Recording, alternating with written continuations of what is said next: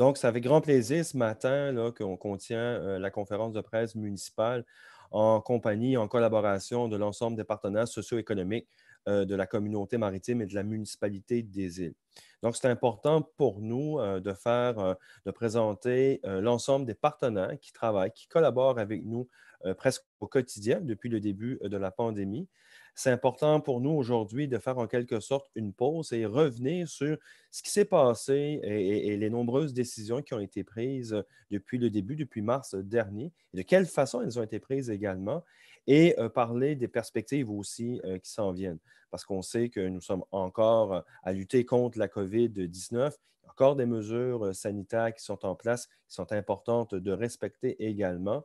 Mais malgré tout ça, la communauté est mobilisée, les partenaires socio-économiques, on continue d'aller de l'avant pour franchir chacune des étapes, les franchir correctement, mais également pour assurer évidemment une bonne continuité dans tout le déroulement de notre communauté, que ce soit du côté social, du côté économique, du côté touristique, par exemple, qu'on parle beaucoup ces jours ici. Donc, au tout début de la situation de la COVID-19, la communauté maritime des îles a réuni nos partenaires socio-économiques habituels pour évidemment d'abord se mobiliser, s'assurer qu'on avait tous les éléments en place pour faire face à ce qui s'en venait. Et c'est de cette façon-là, évidemment, qu'une série d'orientations ou de propositions ont été mises de l'avant. À chaque fois, évidemment, qu'une situation de cette ampleur-là se déroule dans le territoire des îles, bien entendu, avec la responsabilité en sécurité civile que a la communauté maritime, bien évidemment, on travaille, on déploie des effectifs et on travaille en concertation avec nos partenaires pour y faire face. Donc, de fil en aiguille, au cours des semaines qui ont suivi, bon, il y a des points de presse qui ont été tenus, parfois en collaboration avec certains partenaires. Parfois, la municipalité a présenté seule des éléments qui relevaient d'elle-même, donc de la municipalité des îles. En cours de route, le 6 des îles, avec Mme Jasmine Martineau, a proposé de former un comité d'urgence sanitaire qui réunissait grosso modo à peu près les mêmes partenaires, mais dans un contexte d'urgence sanitaire. Le volet médical, le volet santé publique, sanitaire, qui relève bien entendu du CIS et de la santé publique, il était normal là, que Mme Martineau puisse mobiliser l'ensemble des partenaires, incluant évidemment la municipalité et la communauté maritime des îles. Donc, on a continué à évoluer dans cet environnement-là et presque à chaque semaine, on s'est réunis pour d'abord faire un état de situation, vérifier, valider l'évolution de chacune de nos organisations, mais surtout collecter, récolter l'information qui provenait de ces organisations-là pour mieux adapter nos mesures, mieux adapter également nos démarches là, qui étaient effectuées. Encore là, au fil du temps, des semaines, des mois qui ont passé, on s'est rendu compte pour des questions d'être plus efficaces encore, puis d'être plus concertés, d'être plus soudés ensemble. On s'est rendu compte qu'il allait de soi finalement qu'on puisse regrouper ces deux comités-là ensemble, donc le comité d'urgence sanitaire qui, lui, était piloté par le CIS des îles et celui des partenaires socio-économiques de la communauté maritime. Donc, on a regroupé ces deux comités-là dans un seul comité. Question d'être plus efficace, bien entendu, mais aussi parce que finalement, c'était à peu près les mêmes partenaires qui étaient réunis dans les deux cas. Tout récemment, on a fait un ajout important. On a interpellé le milieu communautaire, des organismes communautaires, pour qu'ils soient présents aussi à notre table et qui prennent part aux discussions et aux orientations là, qui émanent de ce groupe-là, de ce groupe d'échange. Alors, c'est Mme Linda Turbide qui aura l'occasion de parler tout à l'heure, qui s'est joint à nous depuis peu. Et on est bien heureux parce que de cette façon-là, on voit qu'on couvre l'ensemble des secteurs de notre communauté. Donc, la voix qu'on porte, la voix que je porte comme maire devient de plus en plus forte parce qu'à chaque fois qu'on prend une prise de position, mais cette position-là, elle a été concertée avec l'ensemble des intervenants qui vont prendre la parole aujourd'hui. Donc, c'est important pour nous de vous les présenter. C'est important pour nous de franchir cette étape-ci, c'est-à-dire de faire un point de presse, une conférence de presse, pardon, de façon commune, que chacun puisse évidemment s'exprimer et faire un bilan et présenter certaines perspectives de ce qui s'en vient dans le contexte de la COVID-19. Donc, je vous remercie et sans plus tarder, là, je vais laisser la parole aux autres intervenants. Merci, M. Lapierre. Alors, j'aimerais passer la parole maintenant à Joël Arsenault, député des Îles-de-la-Madeleine. Merci beaucoup, Nathalie. Merci, Jonathan, de l'invitation et à tous les partenaires d'être là. Je suis très heureux d'être en votre compagnie, malgré la distance, parce que je pense que les citoyens ont besoin, ont soif d'informations dans une situation qui est évidemment sans précédent. Et il faut favoriser donc la concertation, certes, le lien avec la population, puis concentrer le plus possible l'information dans certaines sphères pour que ce soit accessible et disponible et cohérent pour l'ensemble. Aujourd'hui, moi, je vais aller directement là, sur la thématique qui me semble être de la plus grande importance pour les Madelinots. C'est celle de l'accès aux îles de la Madeleine, dont on parle déjà depuis le 28 mars dernier, puis qui a évolué beaucoup et où les gens, souvent en peine à se retrouver parce que la situation évolue à vive allure. L'accès aux îles, on en parle de façon tout à fait particulière parce qu'on est un archipel, parce qu'on est éloigné, parce qu'il faut traverser deux provinces pour se rendre jusqu'à chez nous par le lien routier et maritime. Sinon, évidemment, c'est l'avion. On en discute, puis pour nous, c'est de la plus haute importance. D'abord, pour les Madelinots, pour les résidents, il faut qu'on puisse jouir d'une libre circulation des personnes de la même façon que l'ensemble de Québécois peuvent le faire. On veut aussi considérer que les îles étant éloignées, il y a des familles, en fait, la catégorie de personnes dont on parle souvent, c'est la diaspora. On se rencontre parfois une seule fois par année. Et il faut favoriser ces contacts-là, surtout avec l'hiver et le printemps qu'on a connu. Et puis, il y a évidemment toute la question des visiteurs, de la fréquentation touristique estivale.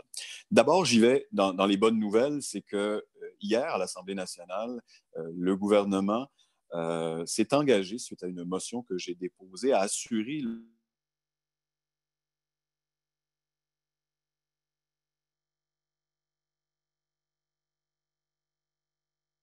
les familles des îles. Et ça, c'est fondamental. J'espère que le contact est toujours bon parce que on m'appelait en même temps. On a manqué, je pense, une trentaine de secondes. Je suis désolé, c'est qu'il faut croire que l'appareil n'était pas sur ne pas déranger, puis j'avais un appel qui rentrait en même temps. Donc, ce que je disais simplement, c'est que d'assurer le lien maritime, le gouvernement s'y est engagé hier de façon formelle et solennelle devant l'Assemblée nationale et de travailler, de poursuivre les efforts pour s'assurer qu'on puisse avoir aussi des visiteurs au cours de l'été. Et ça, c'est au-delà de toute partisanerie. Les 4 partis représentés à l'Assemblée nationale font bloc de ce côté-là. Ça démontre le sérieux des enjeux, puis ça fait au-delà de 3 semaines qu'on le réclamait. Donc maintenant, je pense qu'il est important de laisser la place à des négociations. On a hâte de voir quelle sera l'issue de cette dynamique-là.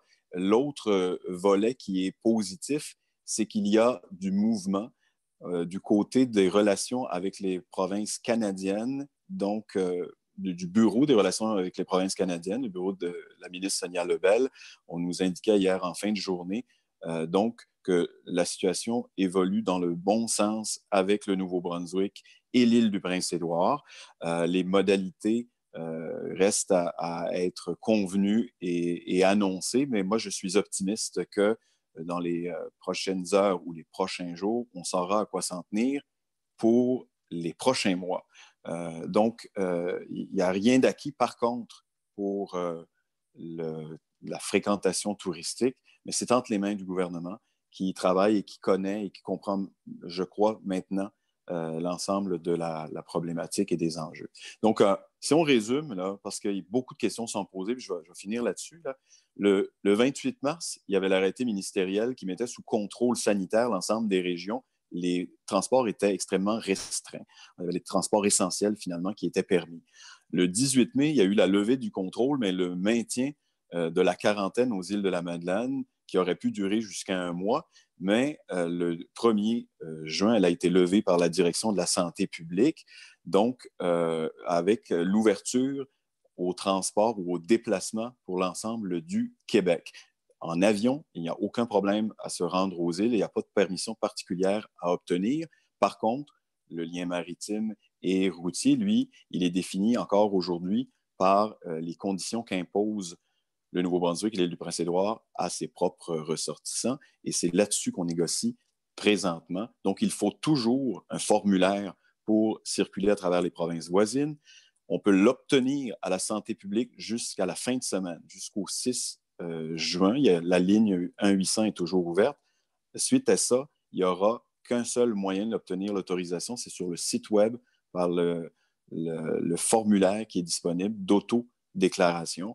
Et ça, jusqu'à nouvel ordre, ce sera nécessaire de remplir ce formulaire-là, de l'imprimer et de le garder avec soi si on doit venir aux îles ou quitter les îles en ayant évidemment une réservation sur le bateau de la CTMA.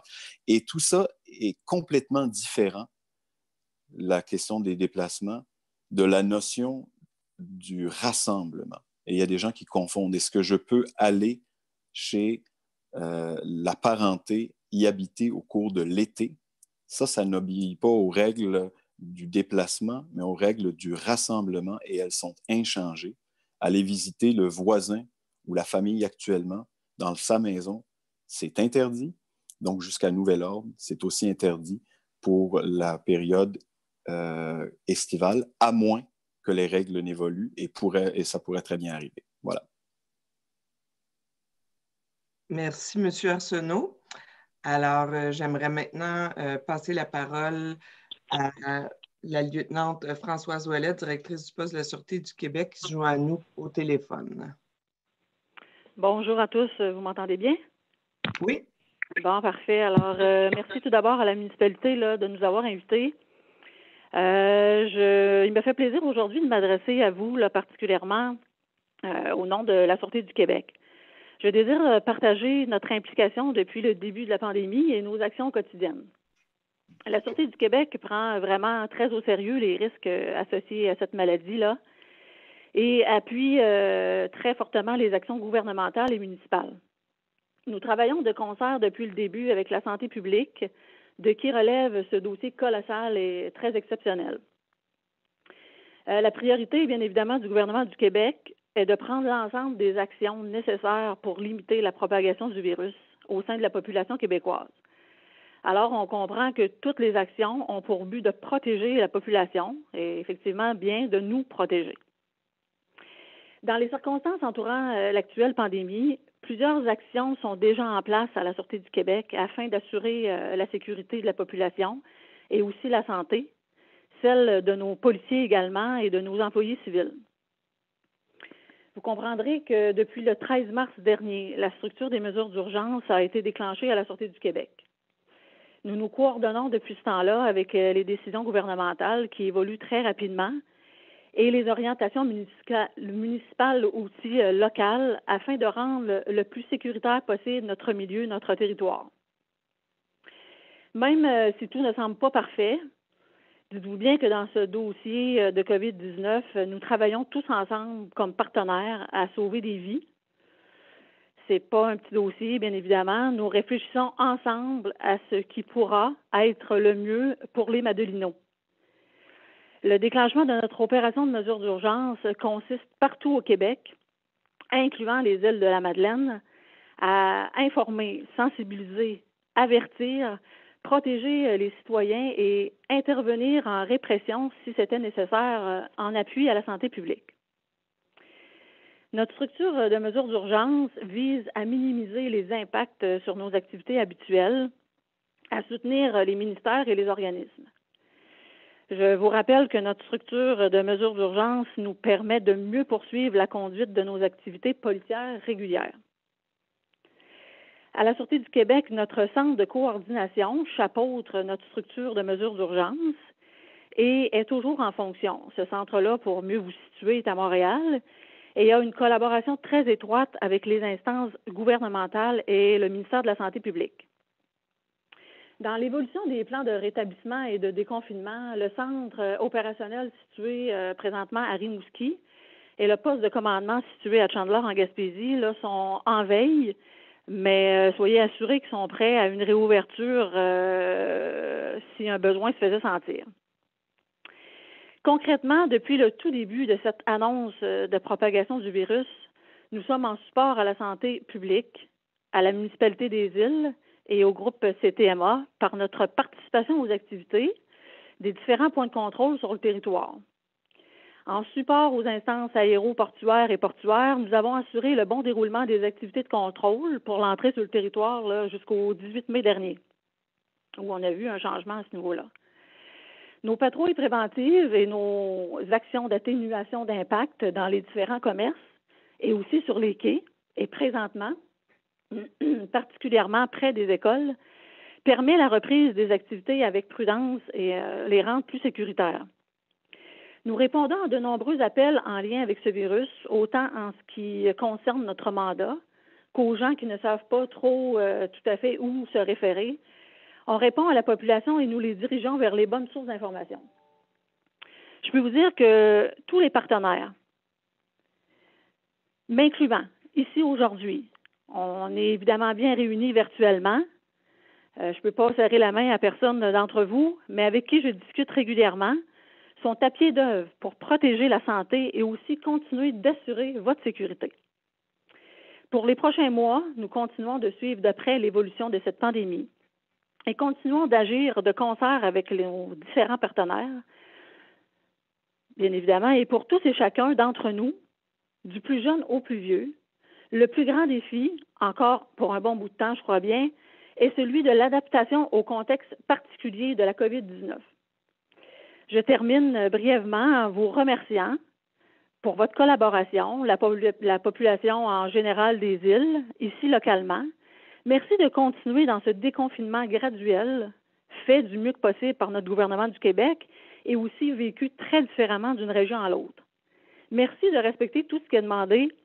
Merci de collaborer. Continuez comme dans toutes les tempêtes de vous entraider. Nous, avec vous, ensemble, c'est ce qui fera certainement la différence. Merci beaucoup. Merci beaucoup, Madame Ouellette. Je passe maintenant la parole à Madame Linda Turbide, coordonnatrice à la Maison d'aide et d'hébergement à l'Accalmie et porte-parole pour la table des organismes communautaires des îles. Bien, bonjour tout le monde. Moi aussi, j'aimerais vraiment remercier la municipalité et le CIS des îles pour nous avoir invités à participer à cette table et à être présents aussi pour la conférence de presse ce matin. Depuis le jour 1 de la pandémie, tous les organismes communautaires membres de la TOC, on appelle la table des organismes communautaires des îles, ont tous continué d'offrir des services à leurs populations respectives. Bien sûr, avec les consignes qui ont été émises par la santé publique, plusieurs ont dû adapter leur façon de faire, notamment comme beaucoup d'autres entreprises, les organismes, plusieurs organismes ont fait du télétravail, mais ont quand même continué de rencontrer leurs participantes via des rencontres téléphoniques ou par d'autres moyens technologiques. On peut penser à la plateforme Zoom, Messenger, Texto. Il y a quand même aussi des organismes qui étaient ciblés dans la liste de services essentiels et ces organismes-là sont restés ouverts physiquement pour continuer d'accueillir leurs personnes dans leurs locaux. On pense notamment au secteur de l'hébergement, l'action bénévole et l'aide alimentaire. J'aimerais aussi dire que tous les organismes ont fait preuve vraiment de débrouillardise et ont usé de stratégies différentes pour essayer d'offrir leurs services autrement. Je peux donner des exemples. Je sais qu'il y a eu des rencontres groupes sur la plateforme Zoom. Beaucoup d'organismes ont aussi contacté leurs participantes à chaque semaine pour savoir comment ça allait, pour prendre des nouvelles, puis pour garder contact aussi de façon quotidienne avec les personnes qui fréquentaient leur organisme. Pour la période de l'été, les services vont continuer d'être offerts par les organismes communautaires et même lorsque ça va être possible et lorsqu'elles vont recevoir les consignes à cet effet, quelques organismes seront capables de rencontrer ou d'offrir des activités dans leurs locaux. auprès de leurs participantes. Bien entendu, les mesures sanitaires seront en place afin que ce soit le plus sécuritaire possible, autant pour les travailleuses que pour les personnes qui vont fréquenter les organismes. Et peut-être, finalement, le message de la fin, ce que je voudrais dire, c'est que pour les gens qui ont besoin d'aide, il ne faut vraiment pas hésiter à aller chercher de l'aide si vous en ressentez le besoin. Les organismes communautaires sont là pour vous, avec des services qui sont offerts autrement, mais toujours avec le même désir et le même souci de vous aider. Voilà. Merci beaucoup, Mme Turbide. Je passe maintenant la parole à M. Emmanuel Aucoin, directeur général de la CTMA. Bonjour, merci pour l'invitation à cette conférence de presse de ce matin.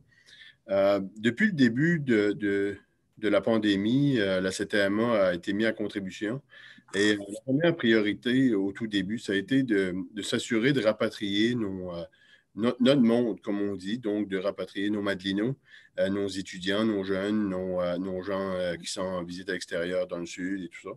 Donc, les premières semaines, il y a plus de 2000 personnes, plus de 1000 personnes qui ont pris le bateau, donc qui sont rentrées à la maison aux îles. Et tout ça s'est fait dans une situation très rapide de mesures sanitaires strictes, d'abord du bateau, d'isolement en cas de symptômes. Donc, l'équipe a été extrêmement efficace et rapide pour assurer que les gens rentrent à la maison en toute sécurité et en respectant les mesures sanitaires pour ne pas contaminer davantage ou qu'il y ait une éclosion plus forte ici aux îles. Donc, on est très fiers de tout ce que l'équipe ici a pu mettre en place rapidement. Aussi, la priorité était d'assurer l'approvisionnement aux îles de façon continue, sans rupture de service, sans rupture de stock, avec des équipes efficaces. Et là-dessus, les opérations de CTMA sont quand même bien structurées et bien organisées, ne serait-ce que par nos équipes qui sont déjà sur le continent, qui travaillent comme camionneurs à longue distance, par exemple. Donc ça nous aidait beaucoup. On est très bien organisé, comme on dit, pour être capable d'assurer un approvisionnement continu ici aux îles, autant en produits frais qu'en produits, que ce soit les pharmacies ou les médicaments ou autres, la poste, etc. Je peux vous dire aussi que le fait qu'on a place d'affaires sur l'île Prince-Édouard, au Nouveau-Brunswick, et on a eu une excellente collaboration des autorités là-bas depuis le début.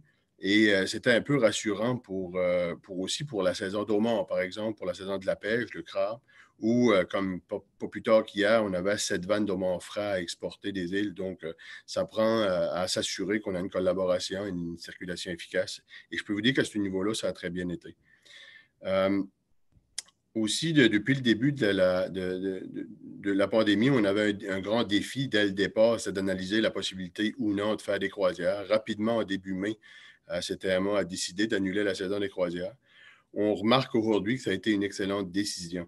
Je vous rappelle, le message pour la prise de décision, c'était que la CTMA fait sa marque de commerce d'une relation humaine et une expérience humaine et chaleureuse à bord de son bateau de croisière qui est quand même modeste et assez âgé. Donc, à combiner à ça une bonne gastronomie locale principalement.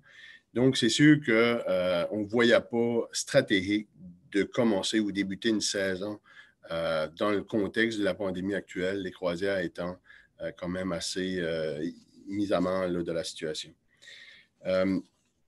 Rapidement aussi, il a fallu vivre avec les conséquences aussi d'une capacité d'accueil quand même limitée aux îles.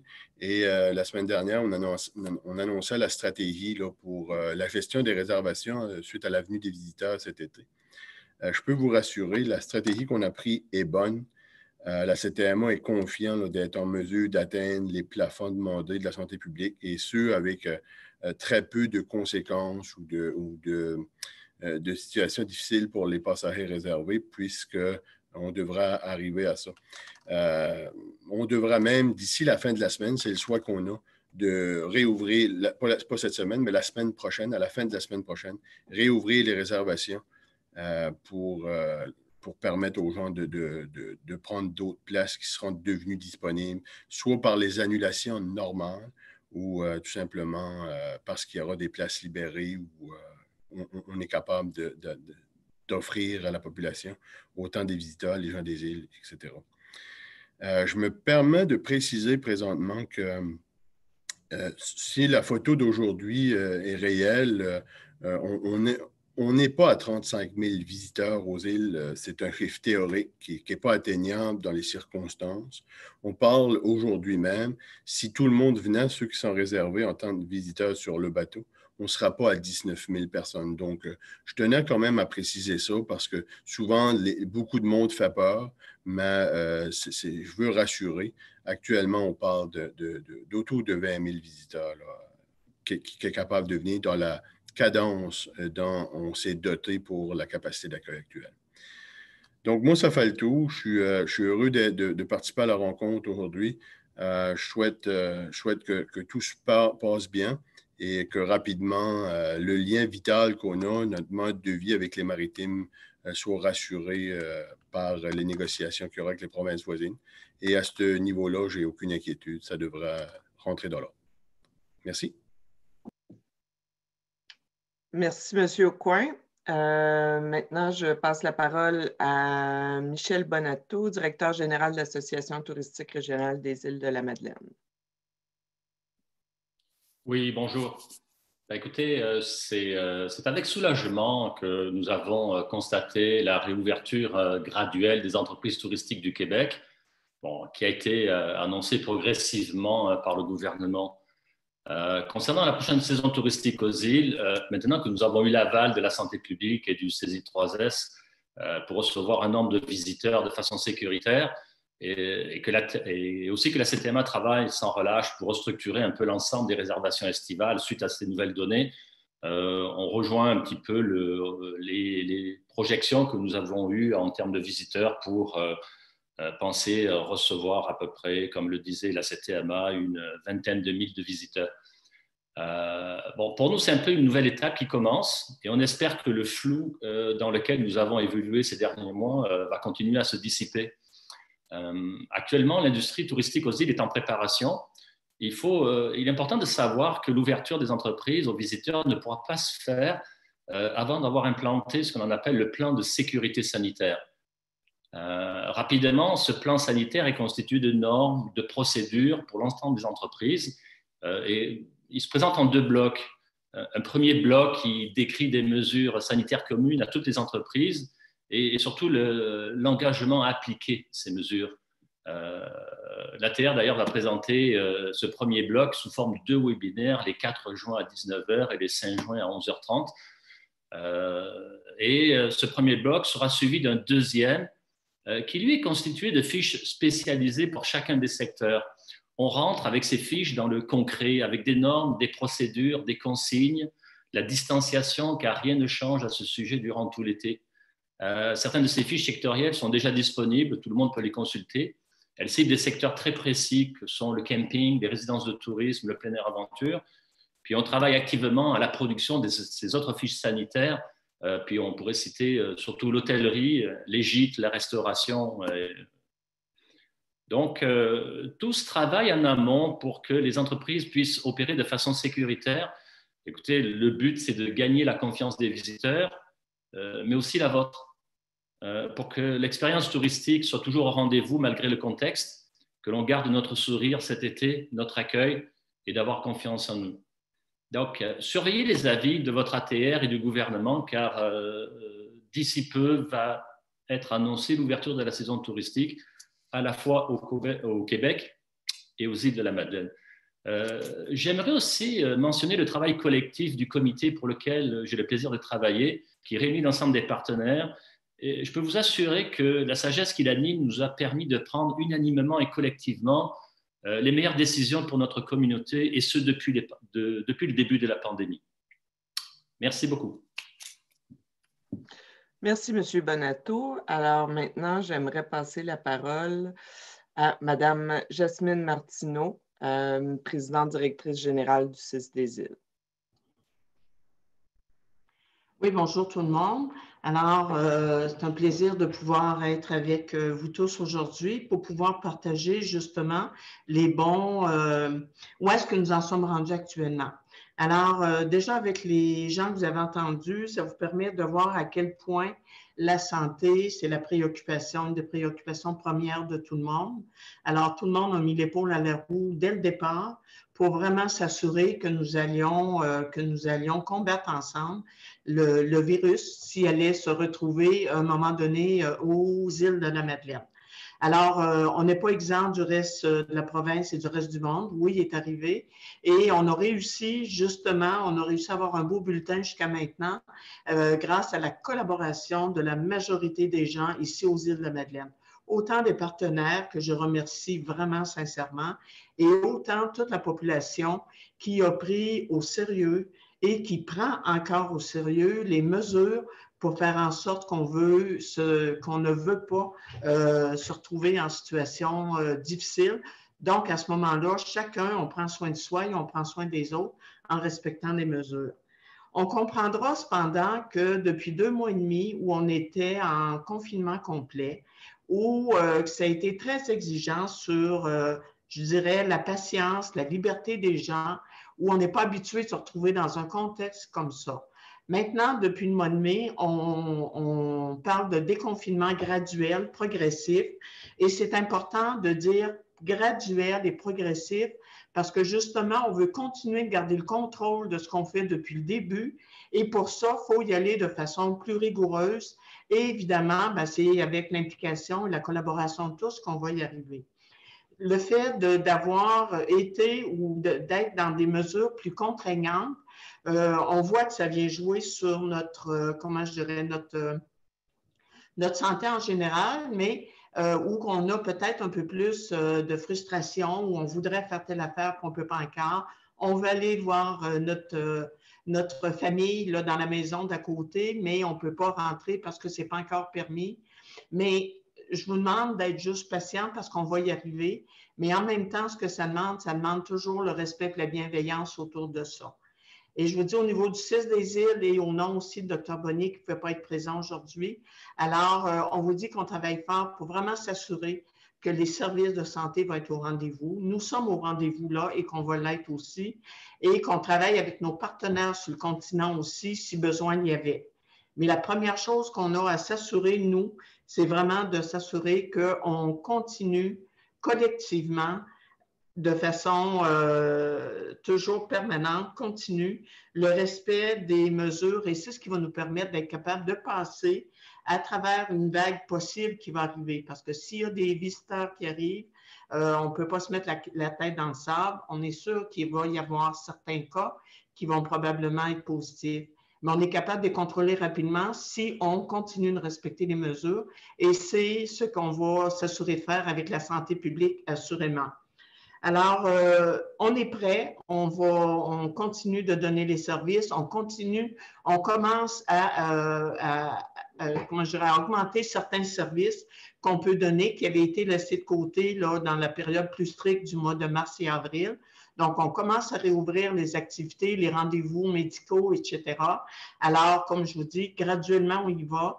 L'hôpital reste ouvert, le CIS reste ouvert pour l'accès aux services, mais de façon graduelle. Et on va essayer de vous tenir au courant de façon plus régulière parce que compte tenu justement qu'on ouvre les activités une après l'autre, on veut s'assurer qu'on le fait de la façon selon les consignes qui nous arrivent aussi. Et ce que je tiens à vous dire aussi avant de vous laisser, c'est que les consignes qu'on reçoit du ministère sont appelés à changer régulièrement et assez vite.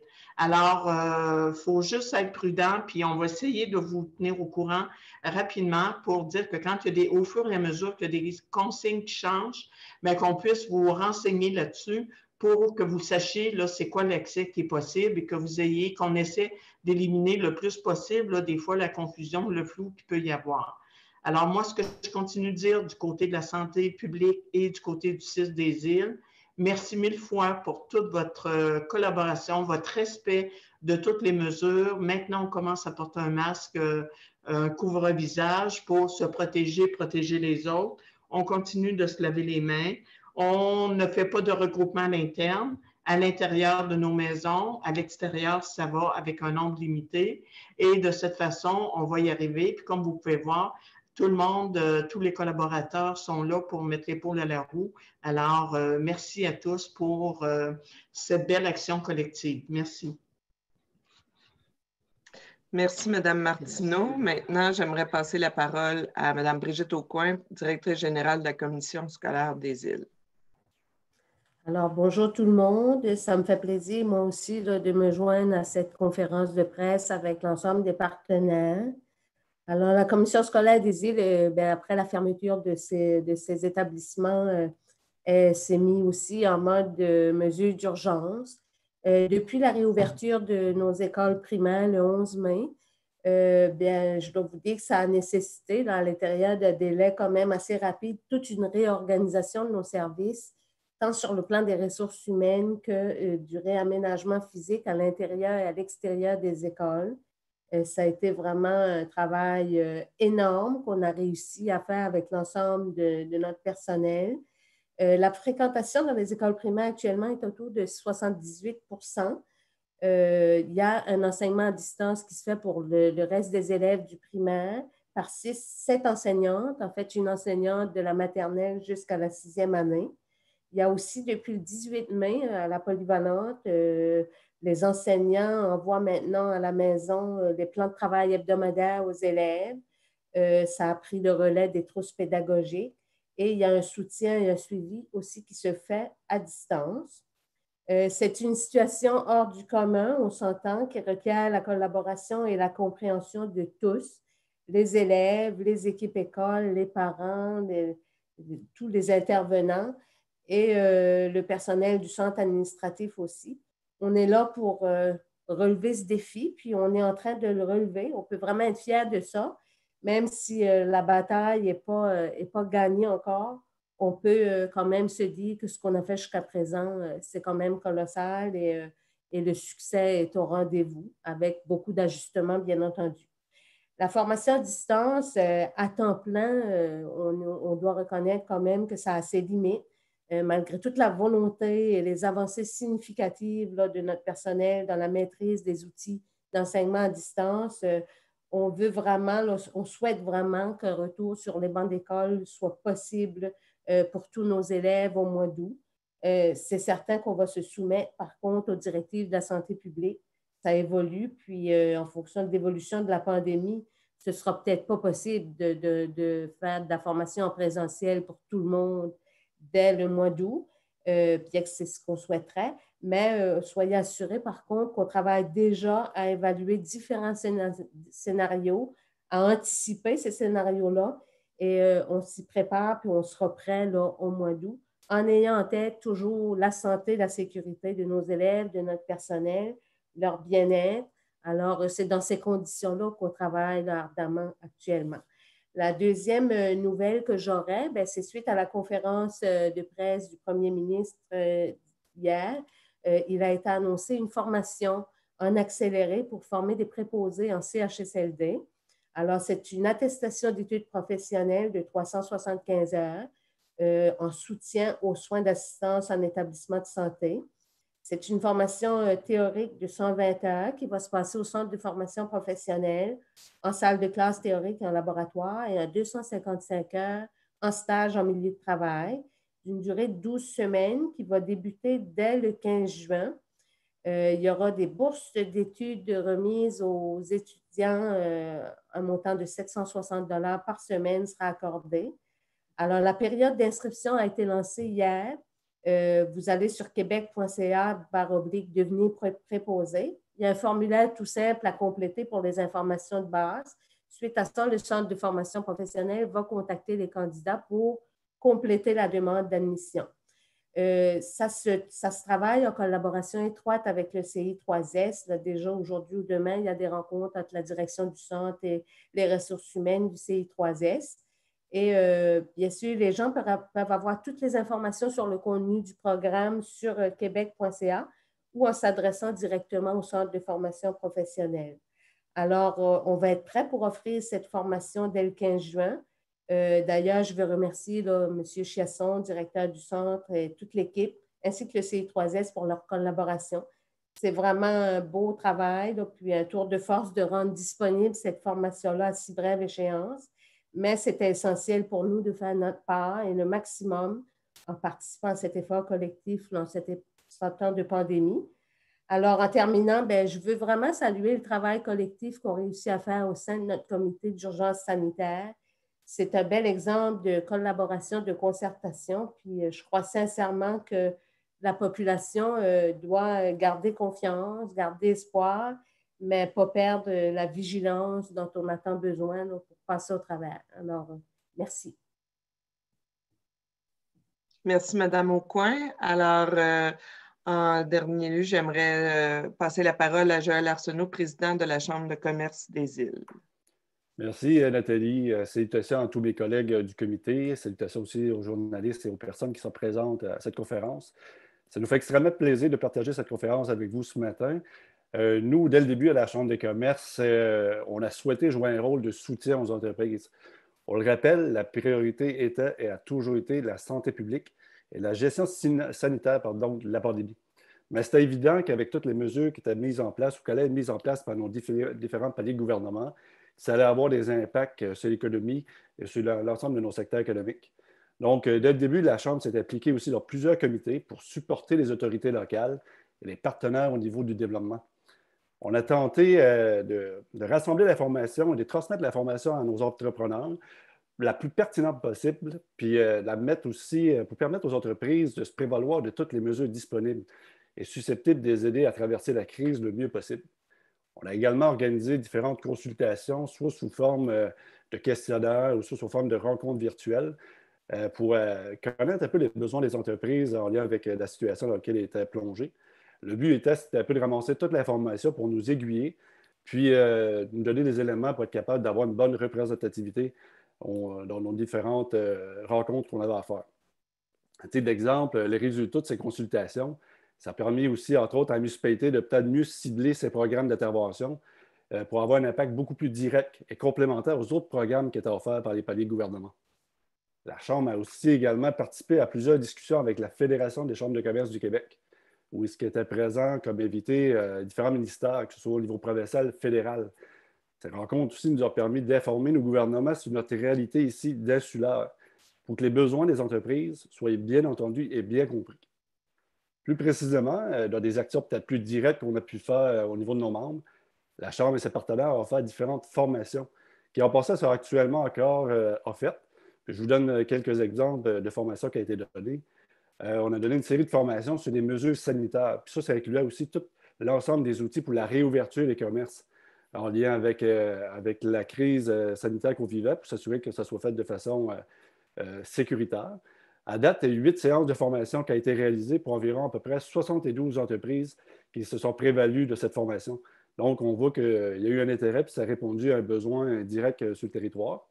Il y a également aussi d'autres services d'accompagnement ou de formation complémentaire qui portent entre autres sur la gestion générale, le leadership, les politiques en matière de ressources humaines, le droit du travail, la gestion du changement, la gestion de la rémunération. Donc, vous voyez, c'est toute une couple de formations comme ça qui sont offertes à nos entrepreneurs. Puis toutes ces formations, comme je disais tantôt, sont actuellement encore disponibles. Donc, si jamais vous voulez de la formation ou en savoir un peu plus, juste à communiquer avec la Chambre, ça va leur faire plaisir de répondre à toutes les questions qui seront demandées à ce moment-là. En terminant aussi, je voudrais vraiment souligner le travail de tous les partenaires socio-économiques qui ont joué un rôle clé dans la gestion de la crise qu'on a vécue et qu'on vit encore actuellement. Je tiens aussi à remercier toutes les entreprises qui ont su s'adapter et qui ont mis en œuvre toutes les recommandations de la santé publique dans la pratique et dans l'ouverture de leurs activités commerciales. On pense souvent à tort qu'innovation, ça résume à des grandes révolutions industrielles, mais non, mais l'innovation, là, ça se fait dans des petites choses aussi. Ça se fait, puis on l'a vu dans les derniers mois, là, les entreprises ont su innover, les entreprises ont su se réinventer aussi. Puis, on le voit, là, ça a eu un impact vraiment intéressant, puis ça va surtout solidifier et renforcer le noyau de notre économie ici qu'on a ici localement. Donc, c'est vraiment important, puis je les remercie particulièrement. Et vraiment, en terminant, je veux vraiment qu'on ne lâche pas parce qu'on souhaite que bientôt la crise soit derrière nous, Puis on va réellement de parler d'une reprise, d'une relance économique. Ça va être important de s'y mettre. Il y a des beaux projets à venir ici aux Îles-de-la-Madeleine. Puis je peux vous garantir que la Chambre saura jouer son rôle de leadership pour s'assurer que dans les prochaines années, que la collectivité des îles et son secteur économique puissent retrouver la vigueur qu'on avait avant la crise. Donc, je vous remercie beaucoup. Merci, Joël. J'aimerais passer la parole juste à nouveau à Mme Martineau, juste pour un petit 30 secondes avant de passer la parole au maire Lapierre. Merci, Mme Cyr. Alors, comme je voulais juste conclure aussi là-dessus, comme dès le début, on parle d'urgence sanitaire, donc nécessairement, on parle de tout ce qui se passe au niveau du réseau de la santé. Et dès le départ, M. Legault a parlé de ses anges gardiens. Alors, ces anges gardiens, ici au CIS des îles et au niveau de la santé publique, c'est tout notre personnel, toutes nos équipes soignantes, autant les équipes médicales, les équipes au niveau des unités de soins et tout le personnel dans l'établissement qui ont contribué à faire en sorte qu'on soit en mesure de pouvoir livrer les services et pouvoir de continuer les livrer. Alors, moi, je voulais, en dernier lieu, m'assurer que le message soit donné au niveau de tout le personnel du CIS des îles pour toute leur contribution, leur collaboration, puis surtout, comme je vous disais, avec tous les changements qu'on amène de façon régulière, ce sont des gens résilients qui participent et qui savent que tout ça, on le fait dans l'intérêt de toute la population des îles. Alors, merci à vous tous, les gens du réseau de la santé, les gens du CIS des îles et de la santé publique qui collaborent à la santé de tous à chaque jour. Voilà, merci. Merci, Mme Martineau. Alors, avant la période de questions, je passe la parole au maire Jonathan Lapierre. Donc, merci Nathalie, merci à tous les intervenantes qui ont pris la parole ce matin. Je pense que ça démontre un tour complet là, de ce qui a été fait, de la façon qu'on travaille depuis le début. La population se doit d'être rassurée parce que les partenaires sont mobilisés plus que jamais, travaillent ensemble, sont soudés les uns les autres et c'est ce qui nous permet d'avancer comme communauté. C'est ce qui nous permet de bien réagir lorsqu'il arrive des situations spécifiques ou spéciales comme celle qu'on vit actuellement, une situation qui est sans précédent, là, la COVID-19.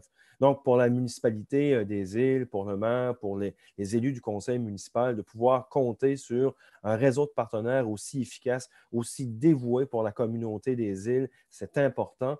Et c'est encore d'autant plus important lorsqu'on traverse une crise comme celle qu'on vit actuellement. Donc, je salue à chacun et chacune de vous votre travail dans vos organisations respectives. À tout moment, vous répondez présent, vous assumez chacun à votre façon un leadership fort. Et comme je le disais tout à l'heure, ça nous permet d'avancer comme communauté. La bataille est loin d'être terminée ce matin. On n'est pas en train d'annoncer qu'on a gagné la lutte contre la COVID, mais on tenait à faire par cette conférence de presse-là une certaine pause, si on veut, se rappeler et expliquer la façon qu'on travaille ensemble, qu'on travaille de façon concertée, puis qu'on dégage des prises de position communes, donc tous ensemble en travaillant. Mais la crise, elle n'est pas réglée, la situation n'est pas derrière nous encore, mais on continue d'avancer. Mais surtout, comme Joël Arsenault, président de la Chambre de commerce, le disait, on se prépare graduellement à travailler dans des perspectives de relance parce qu'il va arriver un temps où est-ce qu'il faudra se préoccuper de la relance, il faudra donner un souffle nouveau à la communauté des îles sur le plan socio-économique. Et ça, j'en suis convaincu, on pourra encore une fois compter sur l'ensemble des différents partenaires. En terminant, merci à la population des îles qui collabore au quotidien, qui respecte les différentes consignes là, qui sont demandées par le gouvernement du Québec, mais aussi par les autorités locales. Et sans l'appui de la population, on ne pourrait pas arriver avec les résultats qu'on connaît aujourd'hui. Donc, je vous remercie très chaleureusement de cette belle collaboration. Donc, merci encore une fois à chacun de vous. Merci, M. Lapierre. Donc, on passe maintenant à la période de questions. Je vois que nous en avons déjà 3. Je vais commencer avec Raphaël Lapierre du CFIM. Juste un instant. Bonjour tout le monde.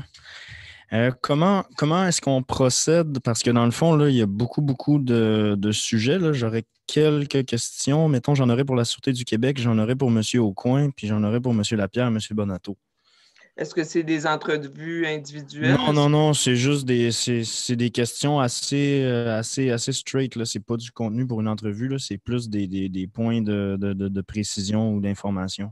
D'accord. Allons-y rapidement. Vas-y. Parfait. Je vais commencer par la Sûreté du Québec. Madame Ouellette, combien de constats d'infraction ont été remis, s'il y en a qui ont été remis là, depuis le début de la pandémie? C'est un chiffre qu'on a essayé d'avoir plusieurs fois à la Sûreté du Québec, qui a été donné dans plusieurs régions. Là. Il y a même des régions où à chaque jour, quand il y en avait, on le disait. Est-ce qu'il y a eu des infractions? Si oui, combien? Oui. Est-ce que vous m'entendez bien? Oui. Parfait. En toute transparence ici, là, pour le territoire des îles de la Madeleine, il y a eu 10 constats d'infraction de remis. Et OK. tous ces constats d'infraction-là étaient pour des rassemblements interdits. OK. Alors, le chiffre exact est vraiment 10 constats. Parfait. Rassemblement interdit. Puis, j'aurais une deuxième question. Ça, c'est plus par rapport à l'été. La règle au niveau des rassemblements, 2 familles par établissement, une seule famille par établissement de location, et la question soulevée par le député Arsenault, les familles qui viendraient en visite dans des familles, tout ça, ça va être quoi l'approche de la Sûreté du Québec par rapport à ça? Comment on va faire pour vérifier? Est-ce que ça va être quoi l'approche? Écoutez, depuis le début, notre approche, la Sûreté du Québec, là, dans ce dossier-là, est vraiment de la sensibilisation tout d'abord, et puis ensuite, on avertit les gens, et si les gens ne comprennent pas, là, c'est sûr qu'on peut sanctionner. Mais l'approche de début est toujours la même. On informe les gens parce que beaucoup de gens sont un petit peu mélangés dans toutes ces informations-là, alors on se doit. C'est très important d'informer avant de sanctionner. Alors, je confirme ce que M. Joël Arsenault a dit tantôt. Les rassemblements extérieurs sont permis avec une limite de 10 personnes par groupe et il n'y a rien de changé au niveau des rassemblements intérieurs. Alors, je confirme ce qui a été dit tantôt. Merci beaucoup. Est-ce que je peux continuer avec les mêmes intervenants ou est-ce je peux aussi passer la parole puis revenir après? Là, ça peut être ça aussi. Qu'est-ce que vous préférez? Vas-y, là, je pense OK. que c'est correct. Parfait. Donc, M. Aucoin, on parlait de 19 000 réservations en ce moment avec ces TMA. On en avait combien au début de la saison? Mais au début, disons, là, mettons, avant la pandémie, là, on était à combien? On n'a pas, comme de raison, des annulations se sont faites graduellement, mais on était probablement là, facilement autour de 25 000 personnes de réservées, même peut-être 30 000. Il faut comprendre que mars, avril et début mai, CTMA a complètement arrêté une bonne partie des réservations, du bureau de réservation, même était fermé aux réservations. Donc, c'est des mois très achalandés en termes d'appels puis de réservations, ce qui a limité. Là. Donc, on ne pourra pas comparer le nombre de réservations avec une autre année cette année. OK, merci. Deuxième question encore, M. Aucoin. J'ai parlé avec l'attachée de Sonia Lebel hier. Elle me disait que du côté de son ministère, au niveau des relations interprovinciales, on n'était pas super confiant d'arriver à s'entendre avec les provinces. Qu'est-ce qui fait que vous avez dit tantôt dans votre allocution que vous étiez confiant de votre côté? Faut comprendre que la situation évolue et que il y a quand même une excellente collaboration pour tout ce qui est l'approvisionnement et l'exportation des produits des îles. Et je pense, parce qu'on a parlé, on a eu beaucoup de discussions les derniers jours, dernières semaines, sur d'autres solutions. Mais la solution de l'île du Prince-Édouard et du Nouveau-Brunswick par route avec le traversier est nécessaire et je suis très confiant c'est la meilleure solution et c'est la solution qu'on va arriver à un dénouement. Et ça se fait par des balises, probablement, par des points de ravitaillement identifiés, par différentes façons, mais c'est quelque chose qui se fait quand même assez facilement. Il s'agit de bien avoir un point de communication et des points de contrôle avec les provinces. Et à date, ils le font très bien avec tout le secteur de la marchandise. Tous nos camionneurs ont des routes identifiées, ils peuvent aller dans les postes de ravitaillement, ils ont accès à des repas, même il y a des places qui peuvent prendre des douches, etc. Donc, c'est déjà en place. Et je suis très confiant qu'on va trouver une solution pour le reste. Merci beaucoup. Et ma dernière question, elle s'adresse à deux intervenants, donc M. Lapierre et M. Bonato. J'aimerais ça vous entendre les deux sur cette question-là. 19 000 entrées, on est loin du 35 000, on est encore plus loin du 68 000 de l'année précédente. Est-ce que c'est assez pour faire vivre une saison touristique, 19 000 personnes? Comment on prend ça, un chiffre comme ça? Je vais laisser M. Bonato répondre en premier. Oui, bien, écoutez, c'est un chiffre qui a été, on se doutait un petit peu dans les projections que nous avons faites. Il est clair que quand le comité a pris la décision et a reçu l'information de 35 000 visiteurs pour l'été, ce chiffre-là était un maximum qui était autorisé. Okay? C'est ça qu'il faut comprendre. Ce n'était pas 35 000, donc on savait. À travers tout ça, on s'en était parlé au comité en connaissant avec une fine mécanique un peu de ce qui rentre aux îles de la Madeleine. Par exemple, on sait très bien que dans tout le mois de juin, il rentre 5 000 personnes dans les meilleures années. Donc, il devenait un peu difficile et utopique de penser que dans le contexte actuel, on allait pouvoir avoir 4 000 personnes sur juste les 2 dernières semaines. Donc, aussi parce qu'il faut reconnaître que la pandémie a eu beaucoup d'impact. Après, est-ce que c'est assez pour faire vivre l'industrie? Écoutez, avons-nous le choix? La première question qu'il faut voir. Alors déjà, comme je le disais d'entrée, nous sommes un peu soulagés, tous les intervenants économiques, un peu d'avoir déjà une saison touristique. Vous n'êtes pas sans savoir que ça génère pratiquement 90 millions de dépenses à destination. Donc, c'est un moteur économique puissant qui rend la communauté dynamique. Il y a beaucoup de représentations qui sont faites. C'est pour ça qu'on attend généralement avec l'ouverture de la saison touristique, quand elle sera rendue officielle au Québec, je pense qu'il va y avoir plusieurs mesures et programmes d'aide financière qui vont être annoncés. Puis, nous allons nous inscrire un petit peu dans la représentation. Je pense qu'à ce niveau-là, que ce soit le maire et le député ont fait un excellent travail et nous continuons à avoir, nous aussi, nos contacts avec le gouvernement, notamment avec le ministre du Tourisme. Voilà. Je ne sais pas si ça vous répond à votre question, mais je penserais que nous allons devoir composer. Puis je pense que le défi au-delà du nombre va être aussi un peu la qualité, de nous faire confiance, d'avoir le sourire, de revenir un peu sur l'expérience aux visiteurs. On va mettre en place des normes. Je pense qu'il faut travailler dans un climat de confiance. Puis voilà, c'est le message que je vous livre. Très complète votre réponse, M. Bonato. Merci. M. Lapierre. En fait, pour ma part, j'endosse les propos de M. Bonato. En fait, l'objectif de départ de 35 000, c'était tout simplement en lien avec la capacité d'accueil. C'est un chiffre maximum. Maintenant, on savait qu'avec tout ce qui se passait en lien avec la COVID, que probablement qu'on ne pourrait pas atteindre ce chiffre-là. Maintenant, je pense que l'important actuellement, c'est de travailler de façon concertée, comme on le fait maintenant, pour tenter d'accueillir les gens qui pourront, qui voudront venir aux îles de la Madeleine. On a construit l'industrie touristique en partie sur notre réputation, sur notre capacité d'accueil, notre façon d'accueillir les visiteurs. Et ça, il faut que ça continue. Donc, on travaille fort là, pour mettre tout en place là, pour qu'on puisse, pour que les gens qui vont venir aux îles soient bien accueillis et qu'ils puissent avoir accès aux différentes infrastructures là, qui seront ouvertes à ce moment-là. Maintenant, il y a des défis. Il y a des défis ici comme ailleurs au Québec. On a une industrie, on a des entreprises, des entrepreneurs, des employés qui sont mobilisés, qui veulent évidemment continuer d'offrir du service. Ne pas avoir du tout de saison touristique, donc aucun visiteur, je crois sincèrement que ce serait catastrophique à plusieurs égards. Maintenant, on sait que l'avion permet d'accueillir un certain nombre de visiteurs et on continue là, les discussions là, pour nous permettre de pouvoir en accueillir aussi là, du côté maritime là, avec ce TMA, tout comme M. Aucoin le disait tout à l'heure. Mais l'important, ce n'est pas le nombre. L'important, c'est que les Québécois et Québécoises conservent la perception qu'ils sont bienvenus aux îles de la Madeleine et qu'ils gardent en mémoire toute leur belle expérience qu'ils ont eue par le passé aux îles pour qu'ils puissent revenir, mais aussi qu'ils puissent dire aux autres de revenir. Le bouche à oreille, il a toujours été important dans le développement et dans la promotion de la destination. et j'espère que ça va pouvoir continuer au cours des prochaines années. Si vous permettez, moi, je voudrais juste offrir un petit complément parce que je suis d'accord avec ce qui vient d'être dit.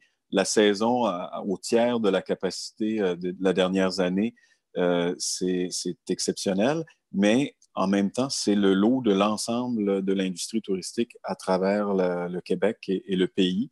Donc, ce sur quoi il va falloir travailler, c'est d'aller chercher le maximum cette année.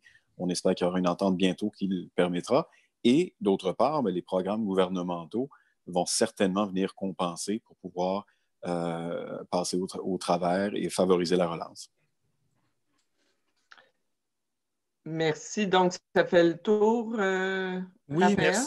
merci beaucoup. Je m'excuse d'avoir monopolisé 10 minutes. Merci bien de vos beau. réponses. Je passe la parole maintenant à Jean-François Deschênes de Radio-Canada. Est-ce que vous m'entendez? Oui. Oui. Donc, il y a des sujets, il y a des questions que je m'étais marquées qui ont été abordées. Si je poursuis, moi, j'avais une question pour Madame Aucoin, je crois.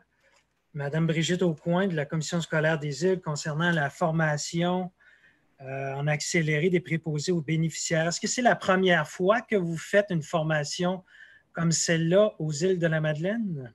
Si oui, c'est un défi? Non, en fait, ce n'est pas la première fois parce qu'on est autorisé de façon permanente à offrir des programmes en santé depuis de nombreuses années. Infirmières auxiliaires et préposés aux bénéficiaires. Et en fait, cette formation de courte durée est tirée d'une partie du DEP de préposés aux bénéficiaires. Alors, on a quand même une bonne expérience et il y a quelques années, on a rénové en profondeur nos locaux. Alors, on a l'expertise au niveau des ressources humaines, on a des installations aussi très modernes pour offrir une formation de qualité.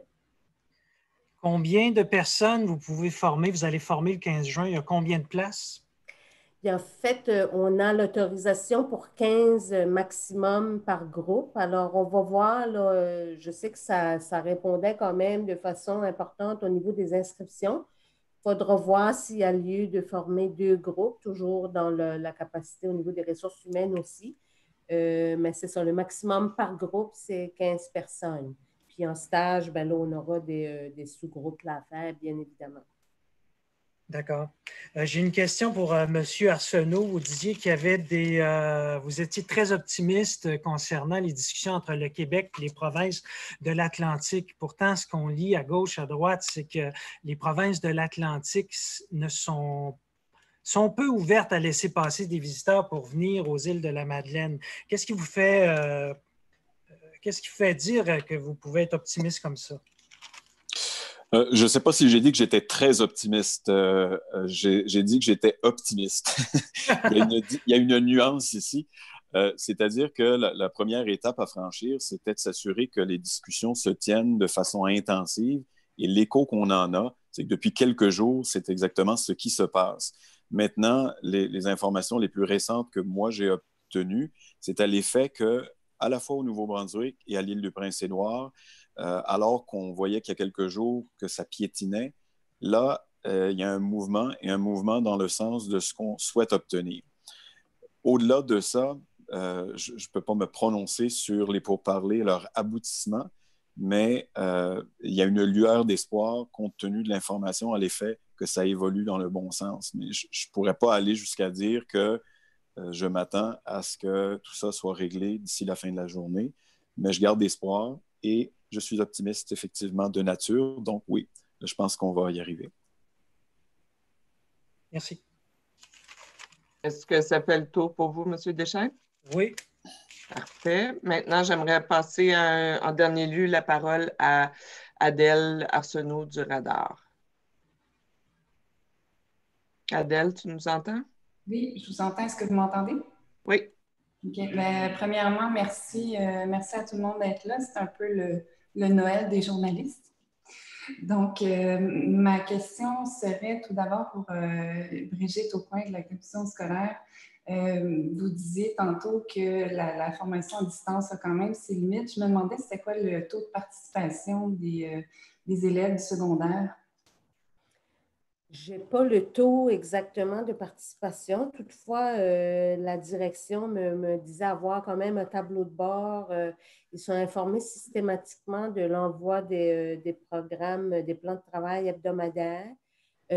Ça répond très bien au premier cycle. C'est sûr que quand on avance au deuxième cycle, dépendamment des élèves là, qui étaient déjà en réussite, c'est un peu plus difficile là, pour la motivation, puis il y en a qui travaillent et tout ça. Mais tout de même, on est assez satisfait de la participation des élèves. Là. Mais je n'ai pas de taux exact. Là. Puis comme je vous disais, c'est sûr qu'on travaille avec des adolescents, puis la dimension sociale leur manque beaucoup. Ça nous préoccupe aussi parce que même ceux qui réussissent bien ou qui réussissent moins bien, c'est pour ça qu'on disait qu'à l'automne, s'il y avait possibilité de jumeler formation à distance et en présentiel, là, on pense que ça, ce sera essentiel parce que ça manque énormément aux adolescents de retrouver leurs collègues de classe. Mais je vous dirais qu'on est agréablement surpris du taux de participation des élèves. Puis les directions suivent ça puis se disent quand même c'est au-delà de nos espérances. Là. OK, parfait. Sinon, peut-être une question du côté du site des îles Jasmine Martineau. Je voulais savoir un peu c'était quoi les besoins en préposé aux bénéficiaires, justement, puisque là, on va accorder une grande importance à cette formation-là. C'est quoi le besoin au site des îles? Et puis, est-ce que ça, éventuellement, ça pourrait peut-être créer un gouffre avec les besoins dans les autres résidences privées, puisque j'imagine qu'on ne les engagera pas à ce taux-là? En fait, c'est qu'au niveau des préposés aux bénéficiaires, c'est qu'on a quand même, on est toujours à la recherche de préposés. Dans le fond, dans tout le travail qu'on fait, puis on travaille là, beaucoup avec la commission scolaire aussi, c'est que actuellement, on a quand même quelques main-d'œuvre indépendantes qui viennent avec des postes de préposés, pour des gens, des préposés aux bénéficiaires pour répondre aux besoins. Donc, déjà, si on peut en former plus ici et qu'on a des gens des îles, ça va être parfait, ça va répondre à notre besoin. D'autant plus aussi, on a la résidence Plaisance qui s'en vient, qui pour l'ouverture prévue au mois de décembre dans 8-9 mois d'ici. Donc, à ce moment-là aussi, il va y avoir une demande importante au niveau de préposés aux bénéficiaires. Alors, je vous dirais, moi, qu'on va travailler de façon très, très serrée avec la commission scolaire, vraiment s'assurer qu'on aille chercher le maximum d'inscriptions pour former le plus de préposés. Puis, ils vont avoir du travail à la sortie de leur cours, c'est assuré. OK. Merci. Peut-être du côté de l'ATM, ma dernière question, par rapport à la formation qui s'en vient là, pour bien cadrer dans les mesures sanitaires, est-ce qu'il y a quand même des hébergements, peut-être des campings ou des lieux où est-ce qu'il y a beaucoup de... des lieux où est-ce que les gens, des salles communes en fait, est-ce qu'il y a des gens qui déjà savent qu'ils ne pourront même pas réouvrir? Est-ce qu'il y en a qui déjà ont jeté la serviette? Je manque une partie de votre question, mais actuellement, on est encore dans le questionnement. Okay? On a quand même une dizaine d'entreprises qui ont décidé de ne pas ouvrir. On a certaines qui attendent. Okay? Je penserais qu'ils vont attendre un petit peu dans un premier temps, l'ouverture un peu officielle de la saison touristique au Québec, donc qui va aussi être par conséquence active aux îles de la Madeleine, et aussi attendre, bien sûr, la circulation dans les maritimes.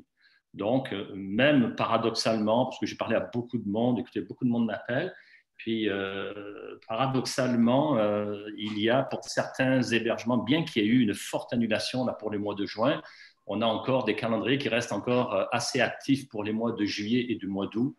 Donc, les gens s'attendent à avoir les visiteurs s'attendent encore, espèrent encore voir une saison touristique.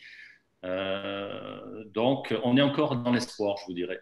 Dans l'espoir, mais il faudrait que les choses quand même se replacent assez rapidement. On est le 2 juin, donc on comprend que le mois de juin, on peut faire tranquillement une croix dessus au fur et à mesure que ça avance. Il reste les mois de juillet, août, puis peut-être idéalement, on a vu que l'été s'est décalé tranquillement au cours des dernières années sur le mois de septembre. Est-ce qu'on pourra rebomber pour le mois de septembre? il y a beaucoup d'imprévus. Donc, voilà, si ça répond à votre question. Oui. Merci beaucoup. Je dois maintenant terminer la rencontre car plusieurs personnes, plusieurs des panélistes ont d'autres engagements. Alors, j'inviterai tous les journalistes à contacter les organisations directement s'ils ont des questions additionnelles. Jonathan, est-ce que tu veux dire un mot avant la fin? Encore une fois, merci à tous et toutes là, de votre excellente participation ce matin. Donc, je pense qu'on vient de démontrer à notre communauté que nous sommes mobilisés, concertés, puis qu'on a tous à cœur d'abord la santé de notre population. Je pense que Mme Martineau le disait, le rappelait à juste titre, mais aussi qu'on tient en compte l'ensemble, évidemment, des données, l'ensemble des paramètres pour que notre communauté puisse sortir de cette crise-là le plus correctement, le plus facilement possible. Donc, merci et à mercredi prochain.